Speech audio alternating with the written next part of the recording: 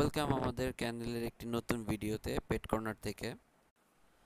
আসলে আমরা বৃষ্টির মধ্যে অতিষ্ঠ হয়ে গিয়েছি আর ডগগুলো আমাদের অতিষ্ঠ হয়ে গিয়েছে।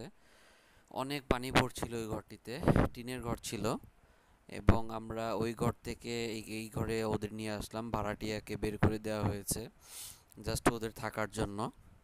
সো আমরা এখানে বিদ্যুতের সংযোগ দিচ্ছি, একটি স্ট্যান্ড ফ্যান দিয়েছি, তারপর ওই মাচাগুলো এনে দিয়েছি, আর একটা সিলিং ফ্যান আর একটা এসিডিসি লাইট দিয়েছি, আর পানির ব্যবস্থা রেখেছি। আর এতে করে ওদের ভিতরে পিপটি করে ফেললেও সমস্যা নেই। তো এইখানে শুধুমাত্র ক্যান্ডি রয়েছে, আমাদের ছেলে কুকুরটি, ও ডিস্টার্ব করে না। আর বাদবাকি যারা ডিস্টার্ব করে সবাই একটু বাইরে ওয়েট করছে। তো কিছুক্ষণ ওয়েট করার পরে সবাই চলে যাবে ভেতরে। আর এখানে এখন দেখতেছেন জুলি, আরিয়া, ওই পাশে আরও দুটো ফিমেল ছিল। আর ভেতর দিয়ে আমাদের এই রুম দিয়ে চলে যাওয়া যায় ওদের আরেকটি রুমে। এখানে আরেকটি ছেলে থাকে, দুই ছেলে আমরা একসঙ্গে রাখি না। আর এখানে ছিল লুসি, ছিল অ্যালেক্স, কিম আর লুনা। লুনা ঘুমাচ্ছিল।